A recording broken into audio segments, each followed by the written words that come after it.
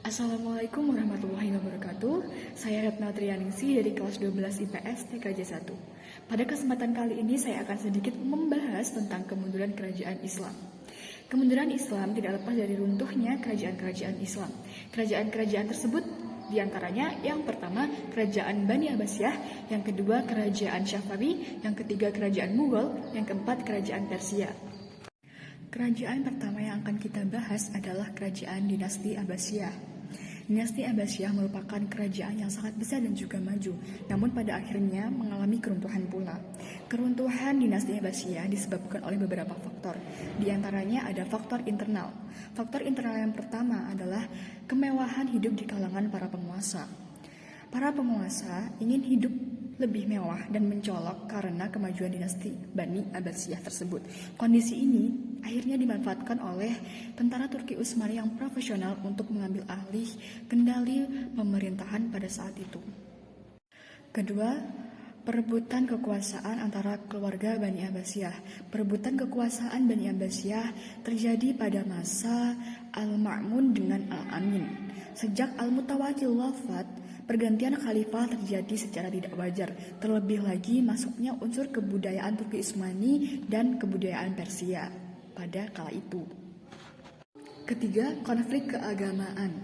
Setelah terjadinya perselisihan antara Muawiyah dengan Khalifah Ali bin Abi Thalib, terbentuklah tiga kelompok umat beragama. Yang pertama kelompok Muawiyah, kedua kelompok Syiah, ketiga kelompok Khawarij. Ketiga kelompok umat beragama ini senantiasa saling adu pengaruh. Nah, hingga akhirnya terjadi konflik keagamaan tersebut. Lanjut kepada faktor eksternal penyebab dari keruntuhnya Bani Abbasiyah.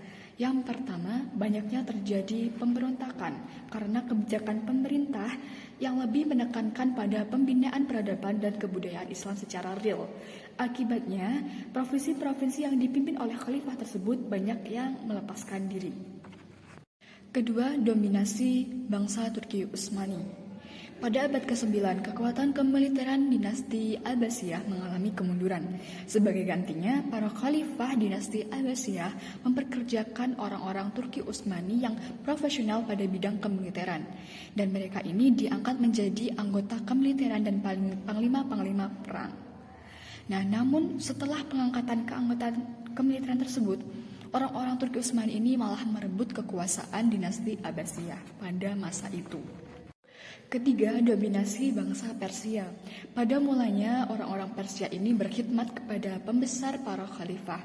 Dan akhirnya orang-orang Persia ini banyak yang menjadi panglima-panglima besar. Namun setelah mereka mendapatkan kekuasaan yang sangat besar dan kuat, khalifah-khalifah dinasti Abbasiyah ini malah berada di bawah telunjuk mereka. Dan kepemerintahan atau kepemimpinan dinasti Abbasiyah di bawah tangan mereka. Akhirnya pada saat itu pula runtuhlah dinasti Abbasiyah. Kerajaan kedua yang akan kita bahas adalah kerajaan Syafawi. Keruntuhan kerajaan Syafawi ini terjadi pada tahun 1736 di tangan seorang kepala suku bangsa Turki Utsmani yaitu Nadir Shah. Selain itu, kemunduran kerajaan Syafawi juga disebabkan oleh beberapa faktor. Yang pertama, setelah turun tahtanya Abbas I, khalifah penggantinya tidak mampu mendongkrak kemajuan dari dinasti atau kerajaan Syafawi tersebut. Nah, yang kedua, kepemimpinan Syafi'i Mirza yang terkenal kejam terhadap para pembesar kerajaannya. Yang ketiga, kepemimpinan Raja Sulaiman yang terkenal sebagai raja pemabuk dan raja yang kejam. Yang keempat, terjadinya konfrontasi dengan kerajaan Turki Utsmani. Kerajaan ketiga adalah kerajaan Mughal. Setelah mencapai 1,5 abad masa kejayaannya, akhirnya kerajaan Mughal ini mengalami kemunduran pada tahun 1858. Faktor penyebab dari kemunduran kerajaan Mughal yang pertama adalah stagnasi kekuatan militer yang berakibat pada operasi militer di laut dan di darat.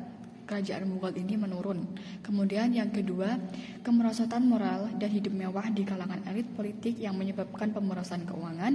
Kemudian yang ketiga, terjadinya konflik agama yang sukar diatasi.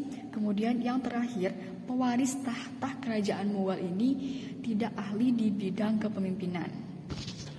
Faktor-faktor tersebutlah yang menyebabkan dinasti atau kerajaan Mughal ini runtuh. Keempat, Kerajaan Turki Utsmani. Kerajaan Turki Utsmani ini mengalami kemunduran pada tahun 1909 dan benar-benar dihapus pada tahun 1924, yang kemudian diganti dengan Republik Turki. Faktor-faktor yang menyebabkan Kerajaan Turki Utsmani mengalami kemunduran. Yang pertama, wilayah kekuasaan yang terlalu luas sehingga mempersulit proses administrasi. Yang kedua, penduduk Kerajaan Turki Utsmani yang heterogen sehingga banyak terjadi konflik. Yang ketiga, lemahnya pemimpin Kerajaan Turki Utsmani pada bidang kepemimpinan. Dan yang keempat, merosotnya ekonomi Kerajaan Turki Utsmani yang tidak kunjung selesai. Nah, itu tadi adalah beberapa penjelasan yang dapat saya sampaikan. Semoga bermanfaat. Jika saya ada kesalahan kata, mohon maaf. Wassalamualaikum warahmatullahi wabarakatuh.